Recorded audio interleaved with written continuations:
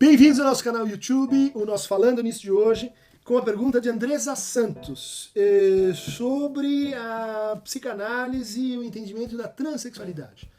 Então, definindo, primeiramente, a experiência transexual é uma experiência que envolve sentir-se, experimentar-se numa determinada identidade de gênero, por exemplo, como uma mulher, mas num corpo que é estranho ao de uma mulher, num corpo que é um corpo de homem.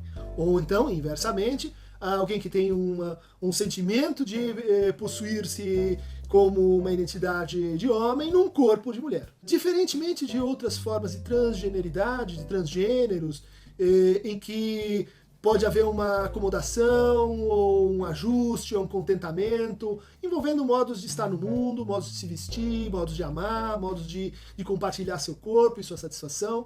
A experiência transexual, ela envolve uma disforia, ela envolve um sofrimento, ela envolve um desejo de, então, adequar o seu corpo à sua identidade. Esse é um processo que pode passar por hormônios, por hormonioterapia, passa por um reajuste da relação identitária com o corpo e pode culminar numa cirurgia de redefinição de órgãos, com a respectiva alteração do regime jurídico e assim por diante. Então é um conjunto de decisões que o sujeito vai fazendo para dar conta dessa dimensão de transexualidade. Classicamente se entendia que o transexual podia estar sofrendo de uma experiência psicótica.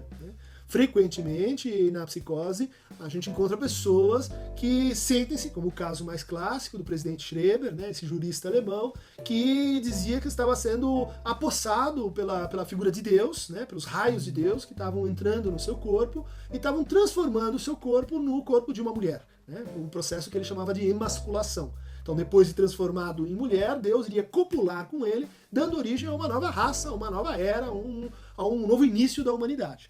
Então, esse delírio do presidente Schreber, ele pode ser chamado de um delírio transexual. Mas isso se liga de forma muito contingente com a verdadeira experiência transexual, que é primariamente uma experiência de identidade. Onde a gente não encontra isso, assim, o outro querendo me transformar, o outro querendo se apossar do meu corpo, o outro que quer que eu mude de sexo.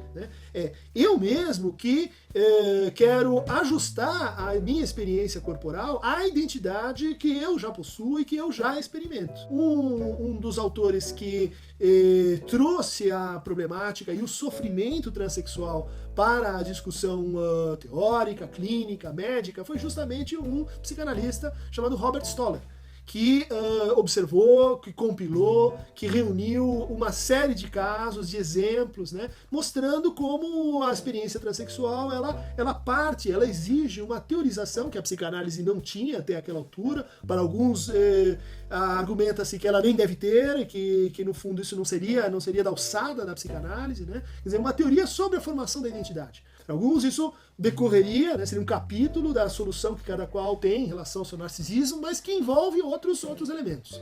Então, a abordagem psicanalítica da experiência transexual, ela distingue muito claramente aquilo que é experiência identitária das modalidades de gozo.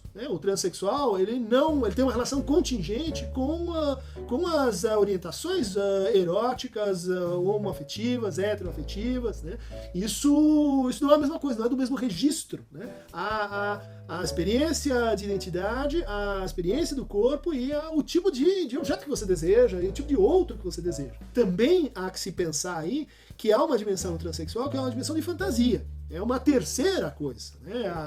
A orientação de desejo nem sempre ela se traduz, ela não deveria se traduzir por uma determinada modalidade de gozo preferencial.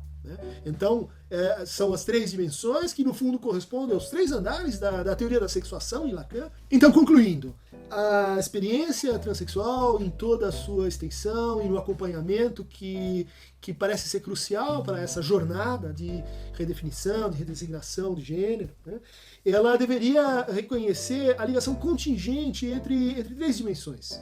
A dimensão da identidade social, das nossas identificações, de como a gente se reconhece nas diferentes partilhas e nas diferentes gramáticas de gênero. Não precisa ser só o lado homem e o lado mulher. Mas isso é distinto e contingentemente ligado com a nossa economia de gozo, né? Gozo masculino, gozo feminino, gozo fálico, gozo não todo. Essa economia e a relação entre os gozos, ela é um segundo capítulo e que não se liga necessariamente e compulsoriamente com o primeiro. E o terceiro capítulo dessa conversa diz respeito a como é que a gente organiza a nossa vida de fantasia, como a gente elege certos traços preferenciais do nosso objeto, de forma heterossexual, homossexual, como a gente encontra certas condições para poder amar o outro. No caso da experiência transexual, essas três missões elas precisam ser acompanhadas, reconhecidas, para que a melhor solução possível seja encontrada para aquele caso. Então acho que a gente pode tirar dessa conversa que não deveria haver um roteiro, não deveria haver um caminho, vamos dizer assim, natural, saudável, que é aquele que todos os transexuais devem percorrer para fazer essa difícil e longa jornada rumo ao reencontro consigo.